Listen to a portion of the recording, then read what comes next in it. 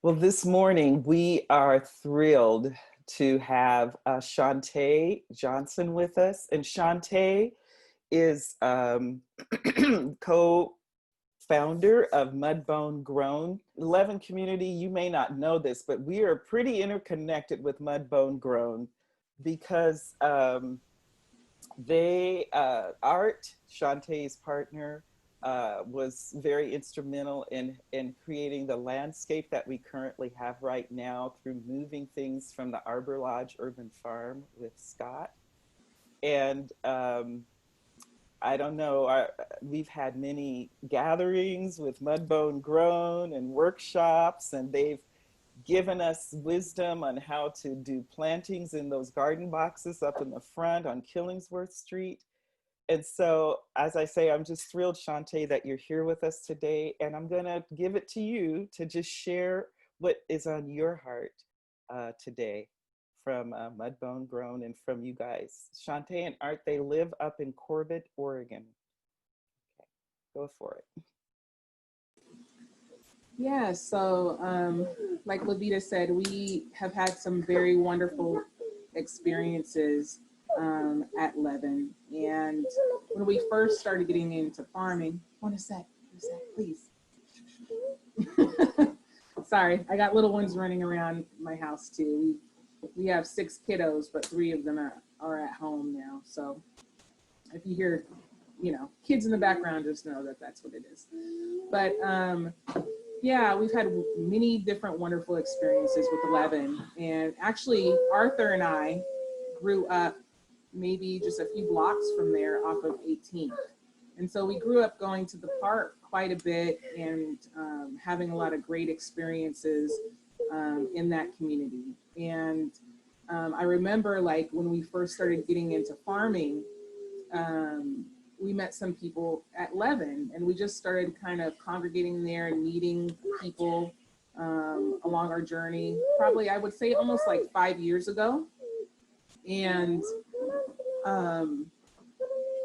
Levin just kind of felt like home, like a place you could go to and have peace. You could meet with other people, learn from other people. And so kind of along our journey, like Ms. Levita said, we were able to kind of, we were at Arbor Lodge Urban Farm with Scott, but we also helped to move some of the boxes and things over, and did many different community projects. And Ms. Levita and the community at Levin have always been very, very open to any ideas that we wanted to do around community. And so we were able to host a few community dinners there. We've been part of different panels at Levin, done training with some of our farmers that we work with.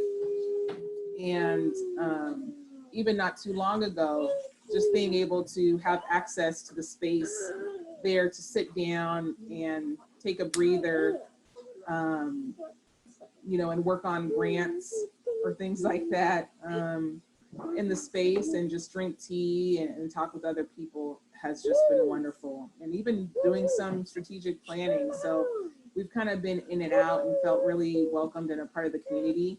I used to work at WIC as a breastfeeding peer counselor for mothers. And so I was able to host Black breastfeeding groups there for moms and babies.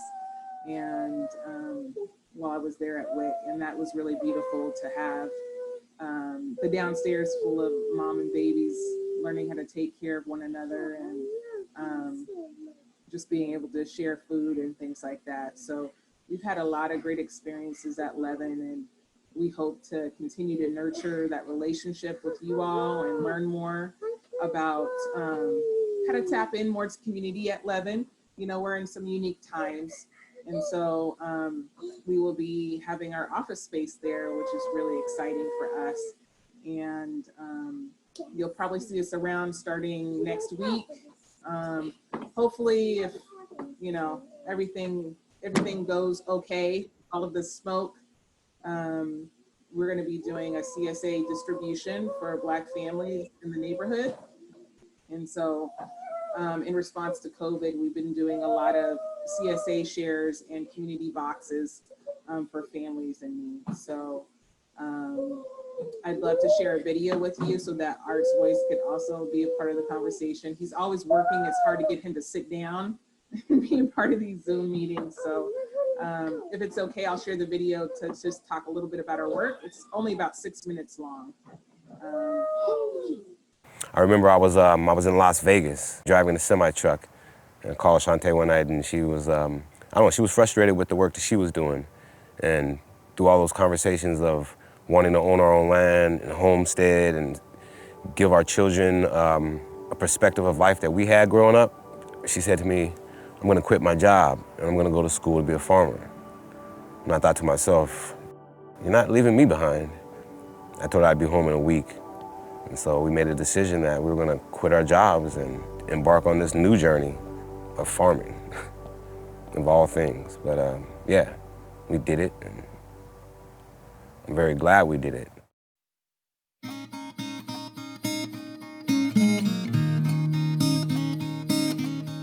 A lot of our family members thought that that was like the craziest move ever. Like, why would you quit a good county job, quit truck driving to go into farming?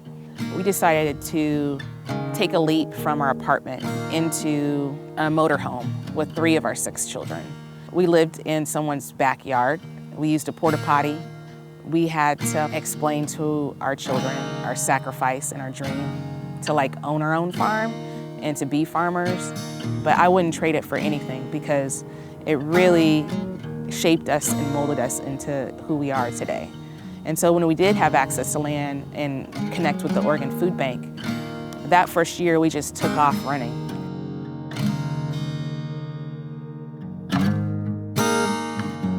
I don't like being in an office or in a cubicle. I don't like being in a truck. You know, I like to be able to move and know that there's things growing around me. So I have a desire to learn more about agriculture. I have a desire to be involved with growing plants. I guess I'm trying to be a steward of the land, but the land is really a steward of me. It's something that I'm drawn to.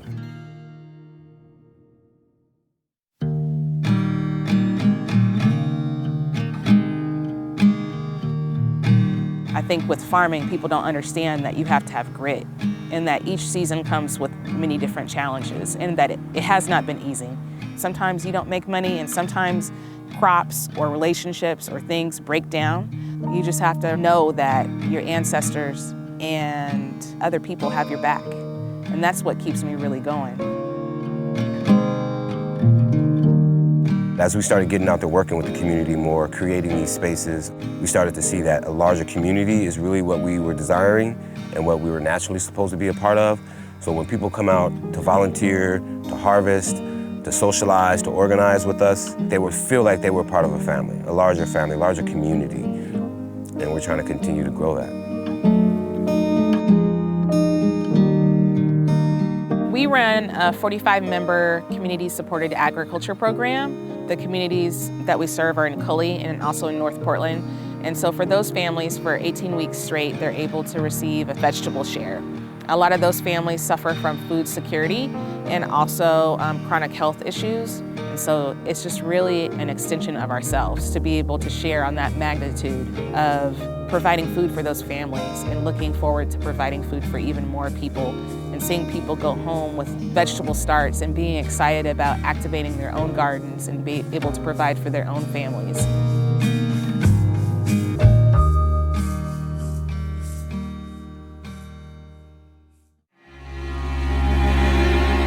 Really why we started Mudbone Grown was to change the narrative of what it means to be a Black farmer, specifically here in Oregon, because historically there's been so much exclusion for Black people, not only from the state of Oregon, but also in regards to having access to generational wealth and specifically land access.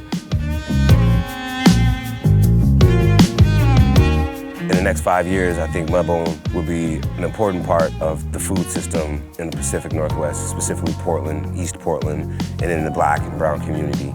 We'd like to see this 19 acres that we're on now turned into an educational farm where people who go through our training can have the opportunity to manage and be stewards of their own plot of land, create their own crop plans, come up with their own ideas on how they could tie into the larger community, whether that's economic, whether that's just helping a church or a youth group, whether that's just feeding their own specific family.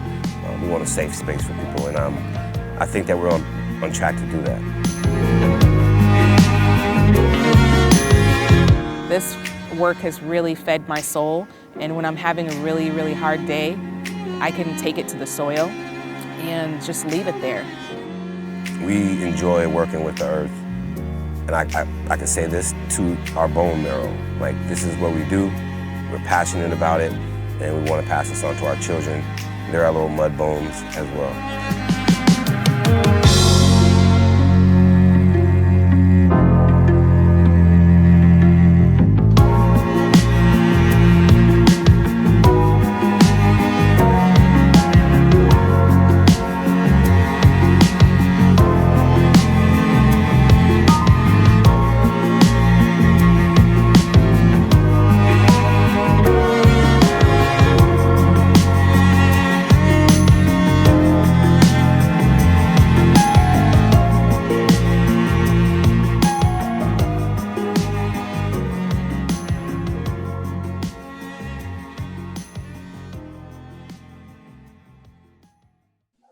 But yeah, I just thought that that would be a nice introduction, just some of the work that we do.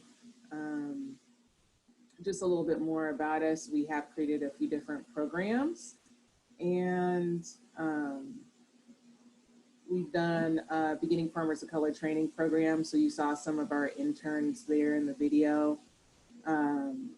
We started off with just probably training. Well, I think probably about almost close to 100 people applied for the internship program. And it came out of us being in a program where we had to pay $5,000 a piece to learn how to do kind of market farming. And we wanted to be able to pass that knowledge on to people for free. And so we started the Beginning Farmers of Color training program in partnership with the Oregon Food Bank. And about 100 people applied for about 10 positions, and we were able to give them a modest stipend, based upon the grant we received. And we had about 11 people. And so they worked with us for about 10 months to provide food to families in the Cully neighborhood as part of a CSA health partnership program that was subsidized by the county for low-income families.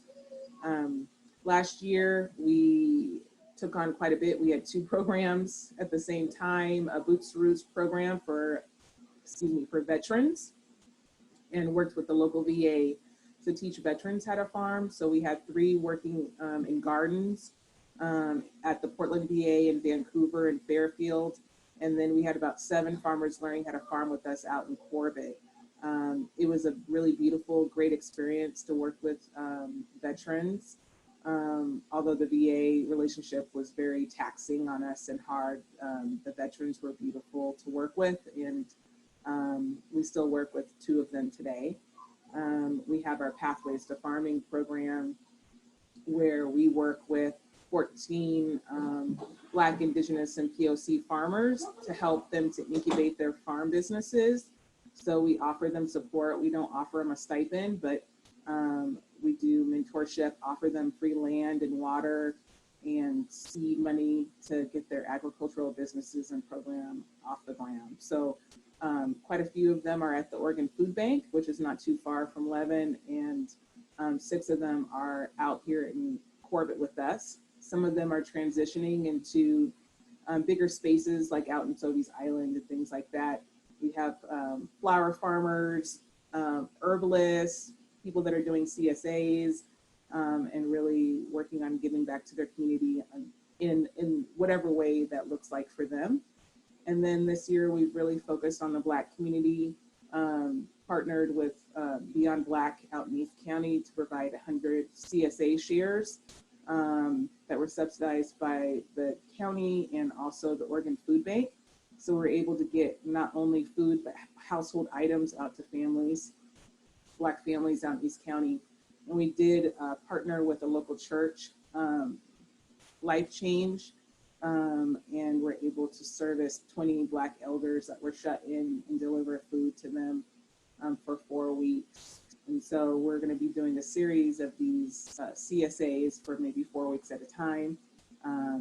Our next one will be starting at Levin on the 19th for 4 weeks, and we'll be serving 20 Black vegan families and 20 Black families that, you know, enjoy meat. But we'll be doing a series of those throughout the year just to provide some extra support.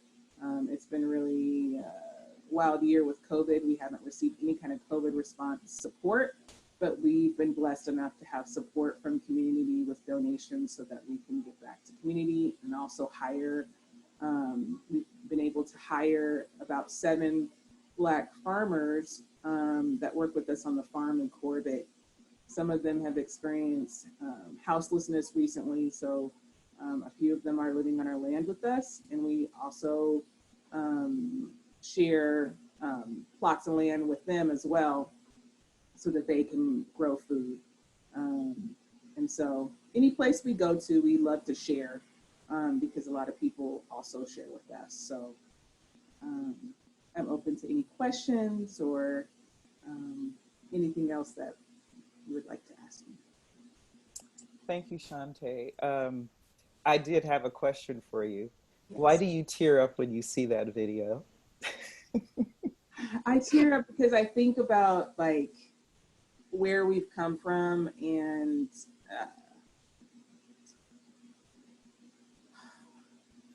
I don't mean to make you tear up now. I'm sorry. No, it's okay.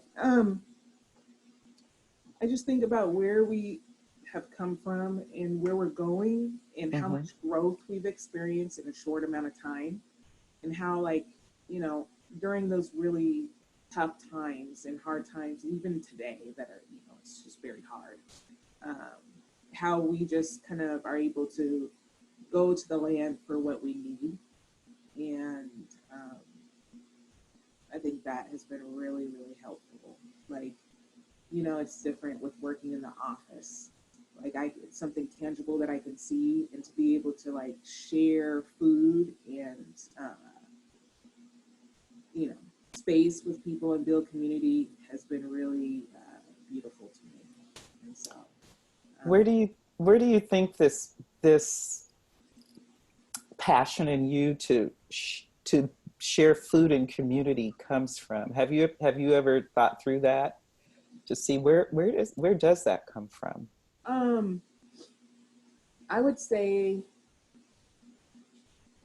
the food part, I think, comes from my grandmother. I would say, because my great grandmother, she was a farmer, and out in Oregon City, she had about 7 acres, and she had chickens, and she had she had berries and sassafras she sold, and vegetables, of course. So I know I get that part mostly from her and my aunts and uncles that love to grow and build community that way. But my grandmother, she was all about sharing, you know, in her generation. Like, she loved to cook, she loved to can, she loved to give to people. And I know that some of it was from the Great Depression, where she, you know, not unlike many people, you know, she had like a whole room full of food. And so every time I'd go over to her house, she'd always try to send me home with like so much food. You know, like, Grandma, I can't take all this. I can't eat all this fast. But, you know, she would take me to kind of do service for like people that like, you know, that were kind of shut in, elders that were shut in different facilities. We would go and visit people, or we would like cook food together for the larger community. And so I think I got some of that, I would say, from my grandparents, and just always loved to help. And I think it's similar for art too. Like, we both came from big families. We're both the oldest of 6 kids. And so, you know, we both like to be the boss, but you know, our house was always the house. So we had so many siblings, you know, where everybody would come together and cook food together, and we would be the host. So I think, yeah, that seed was planted at an early age of wanting to give back to community. So how has it been living there in Corbett? Living here in Corbett, well, I really loved outdoors and nature. And it was, we always wanted to get on a bigger piece of land. And 19 acres is the largest amount of land that we've ever had a chance to manage. Part of it is forest, but probably like 8 or 9 of it is forest, and the other part is pasture. And there was nothing there before, so being able to see that transformation has been great. But it has been different living in a rural space. I can say that much. And there's a lot going on, especially right now with the fires and the smoke and racial tensions, people thinking that we're one way when we're not. And so we've really tried to get to know our neighbors, stopping and talking to people and helping to build community that way so that people get to know a little bit more about us. But, of course, people are going to make up their own ideas of who you are, no matter what. And so I would say that we feel like we have a right to be in nature and to have access to that kind of healing. And, we want everybody to be able to have access to that. So we don't like to operate out of fear, because both Art and I grew up just with our families, like going to Sobeys Island, picking berries, or, going camping or hiking. And I have very fond memories of that in this, by Multnomah Falls and in these spaces. And so I feel blessed every time I get to drive up the Corbett Hill and think, oh my gosh, I get to live here, so every time I still get really excited going on the back roads. But yeah, it's been really a little bit intense, with the climate. And there, recently there's been some checkpoints and things like that some of the local people have been doing. That's been kind of all over the news, to check to make sure that people are from this community, which is really, Which is messed up. yeah. Since there's kids on the call, I'll use messed up. Yes. Yeah, I hear you. So I want to open it up to any of you. If you have any questions or anything that you would like to share with Shantae, I'm going to open that up to you now to ask her or to say to her. I see from Annette, she said, the journey, thank you, thanks. This is the healing to my grief. Connection with the ancestors connected to the land. The land offers us a journey into the wisdom. Our grandmothers held this knowledge. I'm so hungry for this grown food. This feeds my soul. And that massive flag that hangs in Corbett. Oh. Does anyone else, I'm opening it up to anyone else who would like to ask Shantae something or share something with Shantae? I have a question. It's Sue. Shantae, I'm just really touched by your story. It reminded me of the loaves and fishes. I just had this imagery of how you had, 2 fish and a basket of bread and you're feeding the world. So thank you for what you're doing. I'm wondering, because it seems that you are gracious in giving so much away. How are you financed? Are you able to get grants?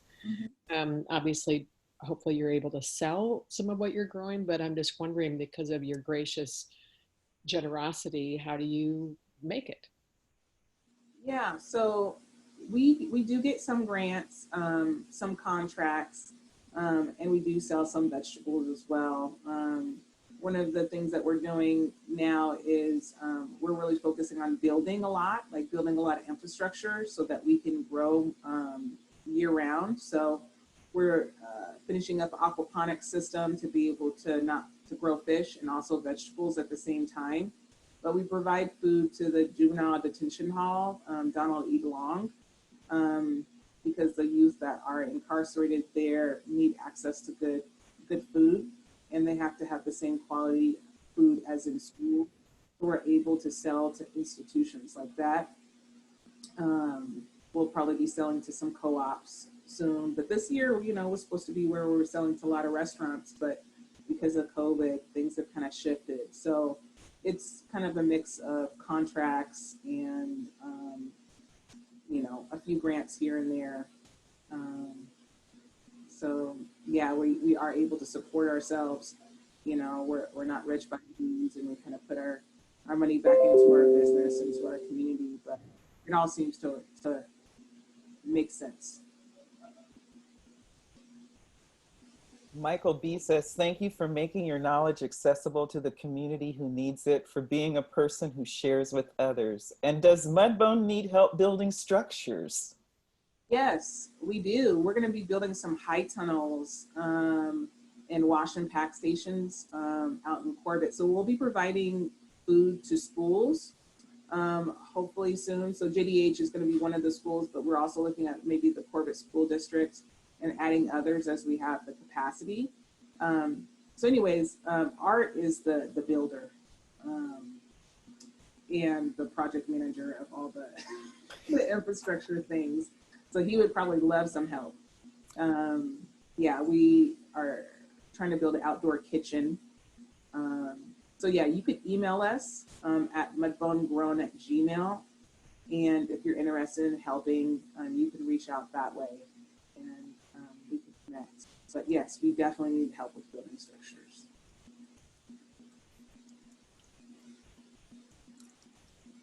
And is this the correct one in the chat box? Yes. Okay. Yeah.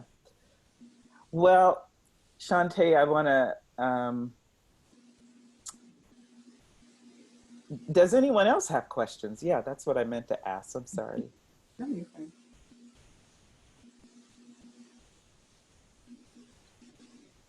Do you need help, any more help gardening? Right now we don't, we're just, but we are going to actually start some volunteer opportunities on maybe like 5 people here and there. We're trying to be, conscious of COVID and things like that. And I can let you all know when those opportunities come up, because we would love to have volunteers. That's one thing that we were trying to figure out. When we were at the food bank, we were able to have tons of volunteers. And then of course that wasn't during COVID time, but we're thinking about how to do it in Corbett again, because transportation for some people may be an issue. So and parking, but yeah, we would love to have folks up, and maybe we can figure out a community day for folks at Levin. That would be interesting, because the question, how can we learn from your gardening experience? And maybe a community day for Levin would be a great way to make that happen, huh? Yes, yeah, we can think about like giving you guys a tour and just being able to operate in the space. Or yeah, like a work day, that would be wonderful. And people could bring food or things like that. You can hang out in the space. Hopefully before the weather turns bad and the smoke can go away. Yeah, totally. Are there any other questions or comments you all would want to make? I have a question. Mm-hmm. I was moved by how you talked about you going to the land, to when you were going through challenging times, and that was just so healing, your relationship with it. And so I'm just wondering what that land in particular is teaching you about itself, or about this place, or about this time that we're living in. What is that particular place teaching you? Yeah, that's a good question. I think that it's teaching me that I'm not in control of anything. It's the biggest lesson. I'm not in control of anything, and that it's important to kind of slow down sometimes and really take the time to listen. And so something that's been very comforting for me is that, sometimes Art and I will take a farm walk you know, to figure out what we want to do for the week, or just to look at our plants and see what is coming up to be able to harvest and things like that. And one night, in particular, well, we're working on a collard green and a mustard green trial, so we got about 20 different varieties, and we had just built all these rows, and it was a really beautiful moon, and to be able to lay in the rows and look up at the moon and just take that time and dream and think about how we want to see the evolution of this farm look and be, and build community there has been great, you know. But there's been a lot of lessons about the land and what it needs. You know, it's the weed pressure is very intense, and we don't use any kind of chemicals or pesticides or things like that. So, you know, we've had to take different approaches, and thinking about like, what does the soil need? What is the health of the soil like? And why do some of the plants look like this? Or what are the diseases? Or, you know, what is really thriving? And really just taking the time to observe and to listen and to,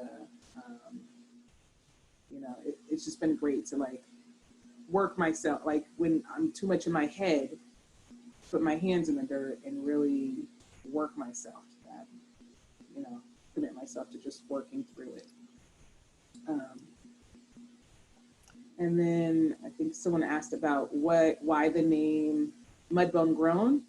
And I would say, so when we were at Arbor Lodge Urban Farm, a friend came to visit us, and that was Arthur's close high school friend. And his nickname for Arthur was Mudbone. And so at the same time, we were thinking about like, what are we going to name our farm? Our children's school, Sunnyside Environmental, they wanted to come visit our farm and to set up farm visits, but we were like, well, we don't have a business or anything like that. So his friend came to the farm and said, this is Mudbone Grown. And we were like, we looked at each other and we were like, that's perfect. So that's how the name came to be. Well, thank you, Shantae. We really thank you for just sharing with us your story and how Mudbone Grown has grown. And we are so happy to finally have you officially in the building as a building partner and a community partner, and look forward to many more years of just community together and relationship together.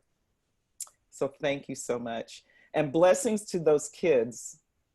Thank you. And thank you guys so much for being such a beautiful community and so supportive. And, you know, we adore you, Lakita. I adore you too.